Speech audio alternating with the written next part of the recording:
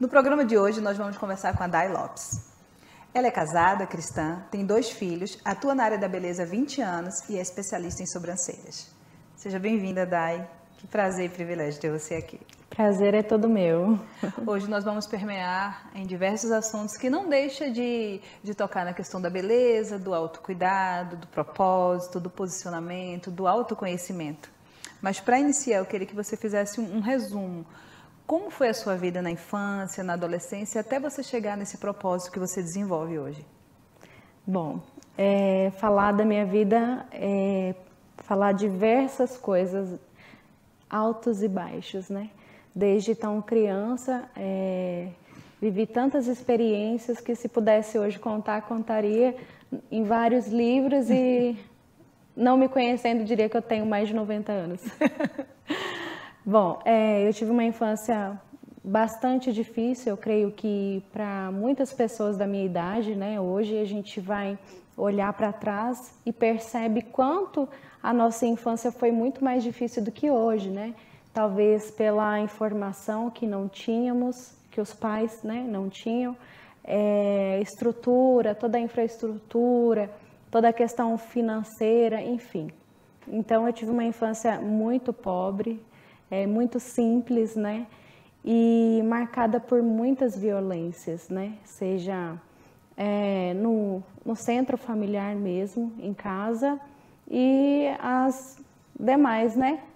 Porque a gente acaba ficando muito exposto quando vive nesse lar mais pobre, mais humilde e com muitos filhos, né? Acaba que um vai criando o outro e assim a gente vivia meio que solto, né? Então vivi essa infância bastante conturbada, perdi meu pai num acidente de caminhão no qual eu presenciei com 9 anos de idade. Então acabou que ali a minha família, pai, mãe e irmãos se separaram, né? Cada um foi morar com uma pessoa diferente da família até, né? E assim fomos vivendo, assim, se criando, né? Quando a gente está fora do alcance dos pais, as pessoas nos julgam da forma que elas querem, nos rotulam e muitas vezes nos maltratam, né? Então eu vivi essa minha infância muito conturbada. Na adolescência, né, passei a ficar bem rebelde, tive muitos envolvimentos ruins para mim.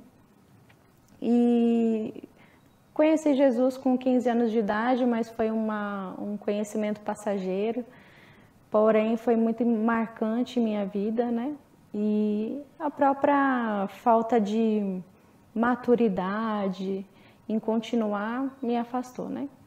Então, com isso, fui perdendo o rumo da vida, fui perdendo todas as expectativas, né? Não tive uma base familiar, não tive uma base escolar, na sociedade, cultural, enfim. Fui cair dentro de um relacionamento abusivo, né? Muito mais que abusivo, né? Porque sofri diversos ataques dentro desse relacionamento, né? Foram mais de 8 anos, vivendo ali com muitas agressões, humilhações verbais, corporais. Teve momentos em que perdi tudo dentro da casa, né? Porque tive a pessoa que vivia comigo colocou fogo na casa toda. E também fui esfaqueada com a minha filha quando ela tinha 2 anos no meu colo. Então, minha trajetória foi toda sempre marcada. Filha que era fruto desse relacionamento. Isso. Então, minha trajetória desde que nasci até então, meus 26, 27 anos foram todas marcadas por violência, né? E como foi para você sair desse contexto, né? De tudo isso que te aconteceu, desse posicionamento, dessa posição em que a sociedade coloca a gente, em que os acontecimentos colocam a gente, que a ausência de pai e mãe coloca a gente, e se posicionar através da autorresponsabilidade. Eu quero sair, eu quero algo diferente para mim, né? Eu creio que tem algo diferente para mim. Eu creio que se tem um Deus, ele tem um plano para mim, né? E não pode se limitar ao que eu vivi. Quando foi que você teve essa chave na sua vida? Foi através da Fernanda, da sua filha? Sim, na verdade, A minha filha, ela estava com um pouquinho mais de 6 anos, ela conheceu Jesus e começou a cantar. Minha mãe começou a levá-la na igreja, ela começou a cantar. E com isso eu tinha que participar, né? Para ver cantando e tal. E no começo até me incomodava, porque eu me sentia assim, meio que na obrigação, né? Sim. De estar lá. E ela sempre orando, e eu via que ela colocava meu nome na caixinha de oração. E às vezes eu passava em casa, ela estava de joelhos, tendo experiências com Deus, assim, aquilo me impactava muito, né? Tanto que eu vi o episódio de eu parar de fumar, né? Eu fumava muito mais de 10 anos. E ela passou por mim, estava orando porque queria que eu parasse de fumar. E ficou com medo, né? Ela acabou me contando porque pensou que Deus fosse interpretar mal e eu ia passar mal e morrer. Ah, entendi. Aí foi quando eu senti assim no meu coração mesmo aquela vontade de demonstrar para Fernanda que Deus ouvia a oração. Porque mesmo quando eu era criança, em diversas etapas da minha vida, eu sempre cria no amor de Deus mais profundo em mim, né? Tanto que tem o Salmo 139 que fala, né? Que o Senhor colocou as mãos dele dentro do ventre de nossa mãe. Então eu creio que ali, né, eu pudesse ter aquela inspiração até de Deus mesmo, né? Um chamado desde o ventre da mãe, né? Às vezes a gente não entende ali no profundo por quê. Por que que a gente tem aquela, como se fosse algo hipnotizante, né? Não, talvez seja a palavra errada, mas é aquela coisa que te atrai, né? Sim. Um amor assim que me fitava. Eu sempre queria Deus. Eu não ouvia muito isso em casa, não sabia ao certo. Você tinha sede, né? Mas eu tinha aquela sede assim insaciável, né? Então, e quando a Fernanda trouxe Jesus, aí me relembrou quando eu tinha meus 15 anos e que eu tive momentos e experiências com Deus, né? E que Ele sempre esteve ali. Sim, com Porque certeza. quando tudo que a gente vê, o ambiente que a gente vive, é a nossa dor, a gente não consegue enxergá-lo. Sim, e sempre tem uma palavra que me incomoda muito, que é sobre Jonas, né? Jonas, ele queria sempre, ele estava querendo fugir do propósito, né? Ele tinha medo, talvez, de falar lá com aquele povo e tal. Mas eu me sentia muito semelhante a Jonas, né? Então, assim, eu percebi que Pode continuar. Eu percebi que a minha vida sempre foi marcada por altos e baixos, porque eu sempre estava interrompendo, né, aquele ciclo, aquele trabalhar, né, aquele processo de Deus e nunca finalizava, né? Sim, é porque toda vez, até recentemente mesmo, eu vivi essa experiência em minha vida de pensar que eu não quero mais viver com Deus como se fosse uma ameaça. Eu passei a pensar assim. Não quero viver como se fosse uma ameaça. Eu não quero viver como se eu tivesse a obrigação, porque senão Deus vai me recompensar com tal recompensa. Então, e tem uma passagem que conversou muito comigo a respeito da minha vida inteira, sempre querendo fugir, né? Sempre querendo ser boa, querendo ressignificar com as minhas próprias forças, né? Que é quando quando Deus no jardim do Éden conversa, ele vai lá e pergunta para Adão e Eva o que aconteceu, e eles percebem que estão nus, costuram folhas de figueira no corpo, e Deus tira e coloca um manto, né, uma pele de cordeiro simbolizando o sangue de Jesus, que é aquele que vai curar, que vai transformar tudo aquilo que no ser humano é de ruim, ou de mágoa, ou de dor, né? E quando chega lá na frente, Jesus, ele amaldiçoa aquela figueira, é porque ele tem um propósito em dizer que a minha capacidade humana é impossível de cobrir meus pecados, é impossível de ressignificar, é impossível de passar e imaginar que poderia ultrapassar tantas dores nas quais eu já ultrapassei, né? Então, houve momentos lá atrás que eu já fui esfaqueada, já fui abusada, aconteceu de tudo na minha vida.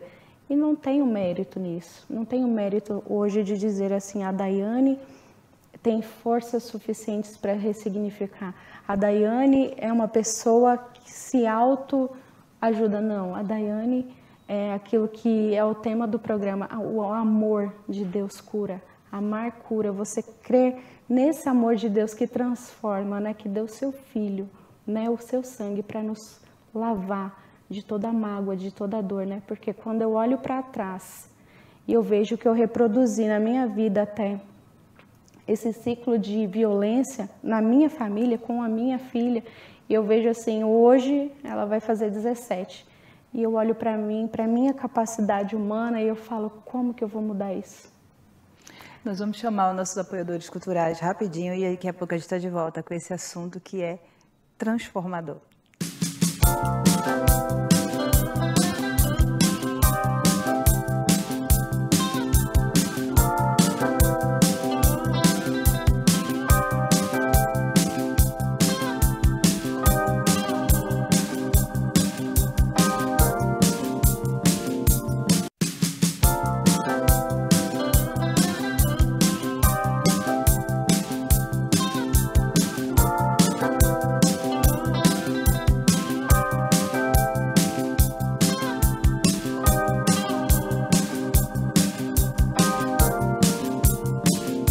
Estamos de volta com o programa Amar Cura e nós estamos conversando com a Day Lopes, um assunto profundo que mexe com nossas estruturas e que gera transformação. Você estava falando, Day, sobre esse amor genuíno de Deus que não é condicionado, graças a Deus, ao nosso merecimento, mas que é um amor que muitas vezes a gente condiciona o outro a merecê-lo.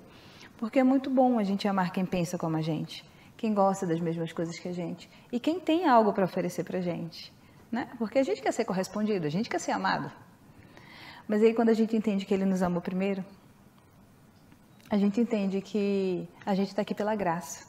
Exatamente. Ele nos amou pela graça, Ele nos amou não por nossas habilidades, por nossa capacidade de superação nem nada. Ele nos amou porque a gente reconheceu que o vazio, que o buraco, que a cura que a gente precisa não pode estar atrelada a nenhuma outra coisa que não esteja atrelada a Ele também. Verdade. Continua falando o que você estava falando sobre esse processo.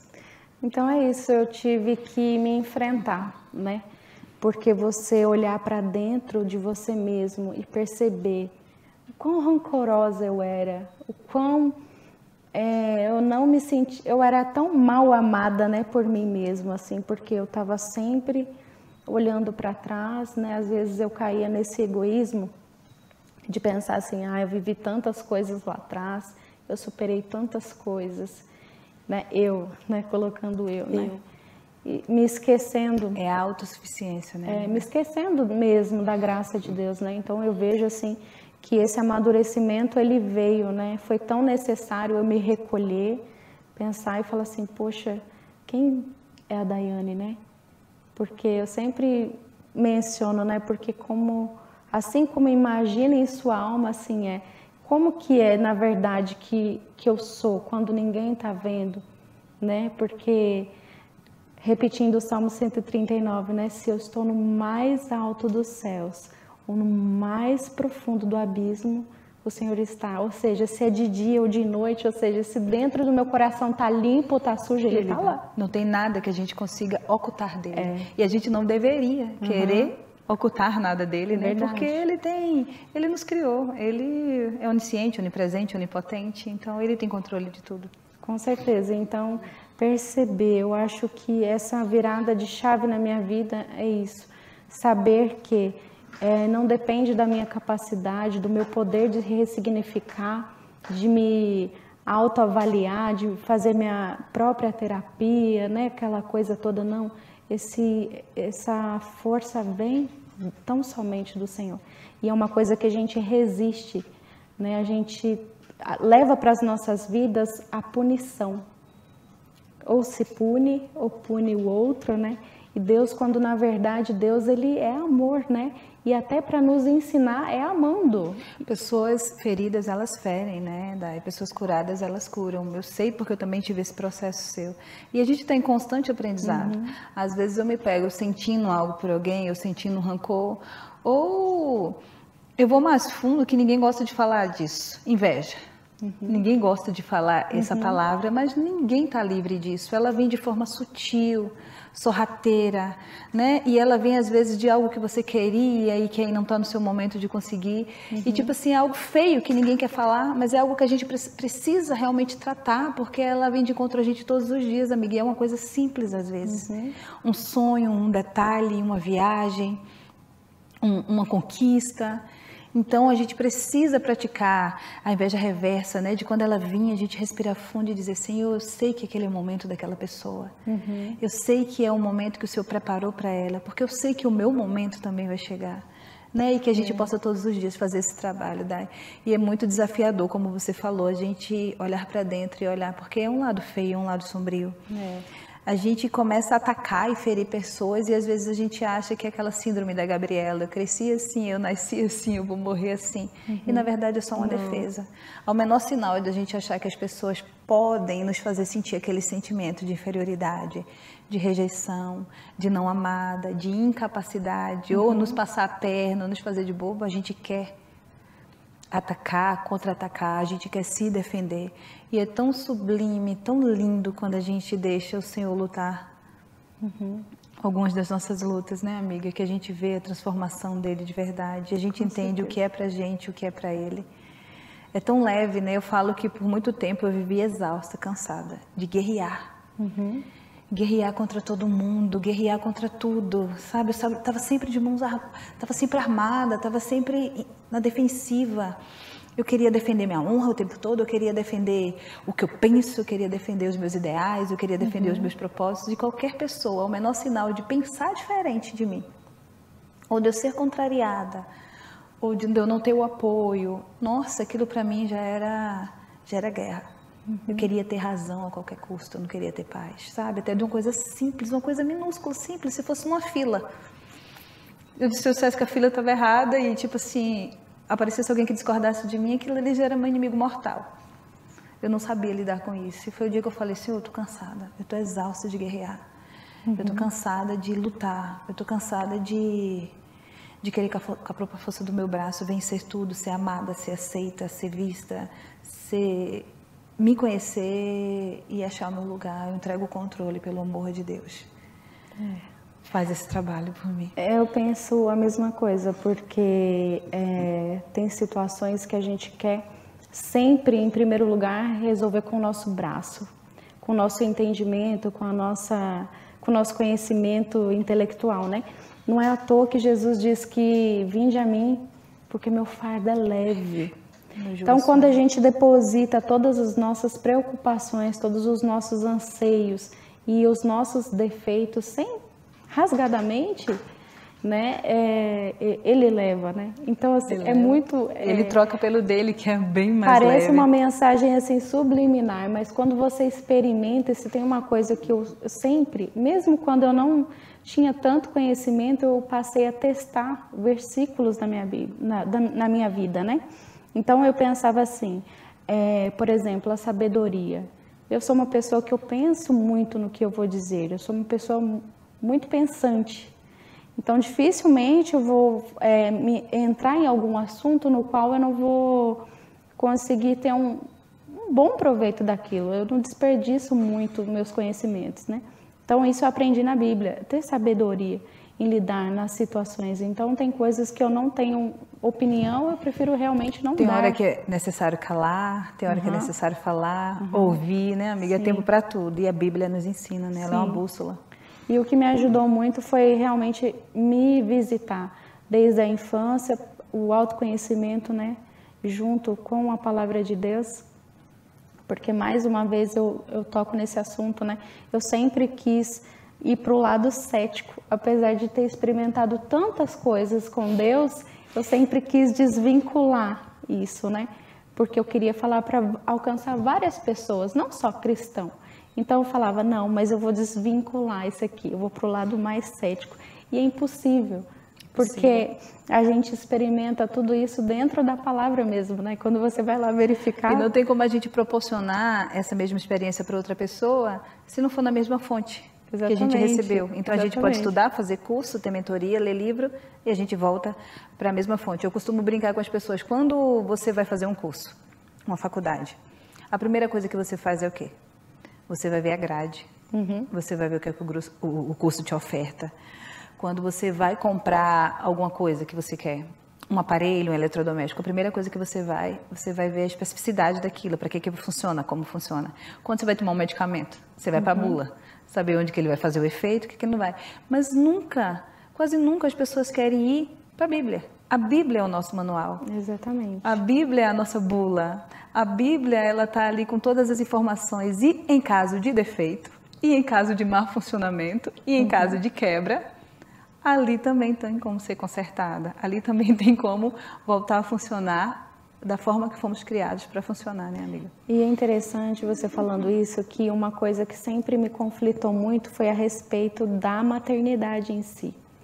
Então, como eu não tive muita oportunidade de conviver com a minha mãe, né, de estar ali em família com os meus pais, né, por perder essa oportunidade desde cedo, na criação dos meus filhos, principalmente da minha filha mais velha, isso me conflitou demais, porque eu pensava, como é que eu vou ser uma coisa que eu nunca aprendi, que eu nunca nem vi e nem sei? E a própria Bíblia nos ensina, né?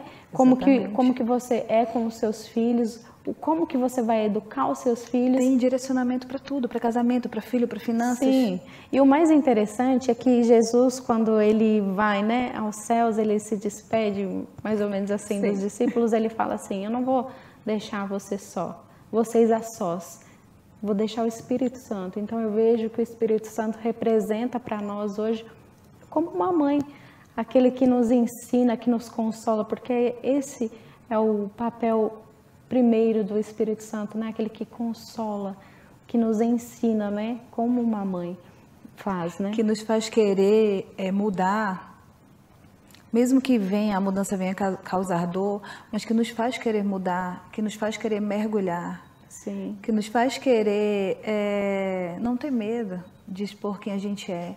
A gente tem vivido num mundo, Dai, onde todo mundo quer ser alguma coisa. E está faltando a gente no mundo. E muitas vezes quer ser alguma coisa, quer ser o outro. Né? Com as habilidades que o outro tem. E eu sempre falo, Deus tem um propósito para cada pessoa. Ele preparou você para atingir um número de umas pessoas. Eu jamais vou conseguir alcançar. As pessoas que você alcança, nem você as que eu alcanço. Por quê? Porque as pessoas que você alcança, elas estão preparadas para Jesus para receber aquilo que você transborda, aquilo que você carrega. Então, mesmo que eu venha querer fazer o mesmo que você faz, é impossível. Porque em algum lugar do mundo tem pessoas esperando você transbordar e você compartilhar a cura e a transformação que você recebeu. Então, às vezes, em algum determinado momento da minha vida, eu posso te curar com alguma coisa e você me cura também.